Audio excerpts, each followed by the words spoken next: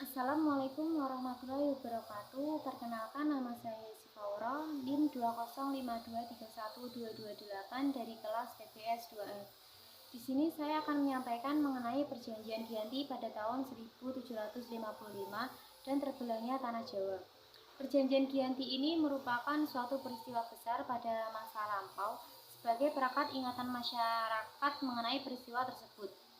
Perjanjian Giyanti ini lahir sebagai kesepakatan segitiga politik antara Pakubuwono III, Pangeran Mangkubumi, dan VOC pada tanggal 13 Februari 1755. Nama Giyanti ini diambil dari lokasi penandatanganan perjanjian, yaitu di Desa Janti, dan dalam pelafalan Belanda itu sebagai Ianti dan secara tertulis ia sebagai Giyanti.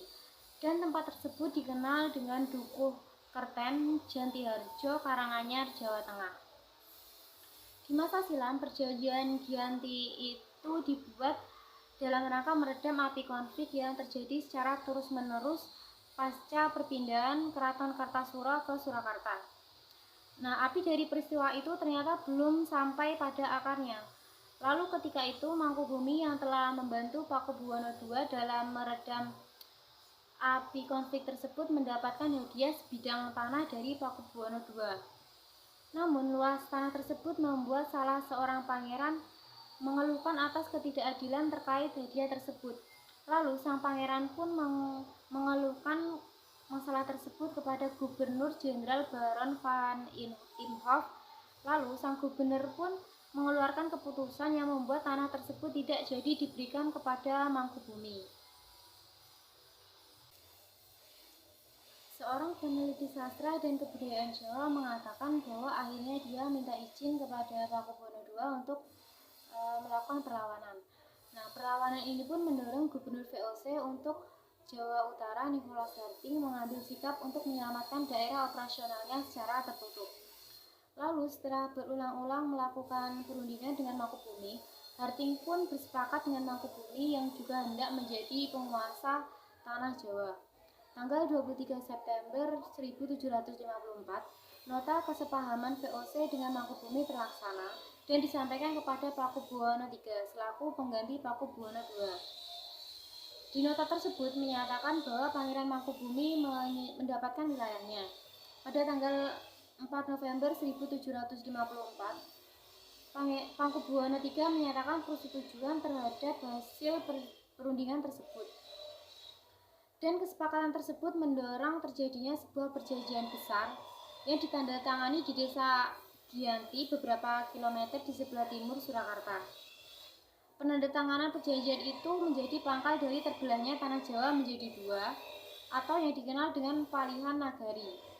Dan hal itu pula yang menjadi awal mula naik tahtanya Mangkubumi di Yogyakarta sebagai Sri Sultan Hamengkubuwono I dengan gelar Senopati Engalogo Sayyidin Panatagama Khalifatullah sejak ditandatanganinya perjanjian tersebut pada tanggal 13 Februari 1755. Akan tetapi keterbelahan tanah Jawa itu tidak seketika terjadi setelah perjanjian Giyanti. Proses pembagian wilayah tersebut mengalami proses yang sangat panjang. Perjanjian Giyanti itu tidak merinci mengenai bagian wilayah. Nah, itu menyebabkan rentetan peristiwa yang terjadi.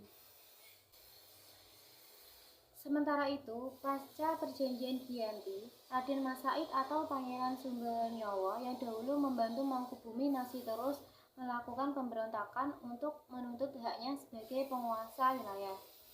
Pada Oktober 1755, Pangeran Sumbernyowo berhasil mengalahkan satu kelompok VOC. Dan pada Februari 1756, ia juga hampir membakar keraton yang baru saja dibangun di Yogyakarta. Akhirnya, setelah bertahun-tahun melakukan perang, VOC menyudahinya dengan menandatangani perjanjian Salatiga pada tahun 1557. Perjanjian ini membuat tanah Jawa pun terbagi, dan pada perjanjian ini pula disepakati bahwa Pangeran Sumbernyowo mendapatkan bagiannya dan berjatah tata dengan gelar Kanjeng Gusti Pangeran Adipati Arya Mangkunegara Lelono Jogo Wiseso Senopati ing Ngaloga Satrio Raga Mataram ing nagari Surakarta Adiningrat.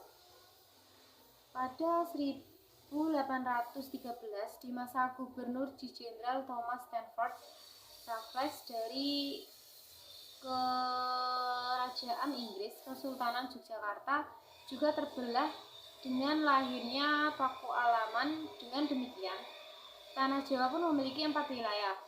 Pemerintah masing-masing tumbuh dengan perbedaan modal dan orientasi politik. Hal ini pun mengantarkan Jawa pada rupa yang beragam.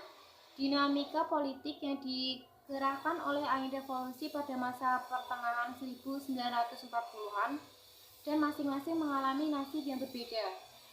Hal ini pun berujung pada perbedaan status hingga hari ini. Di masa Republik Indonesia, Kesunanan Surakarta dan Kadipaten Mangkunegaraan menjadi situs cagar budaya.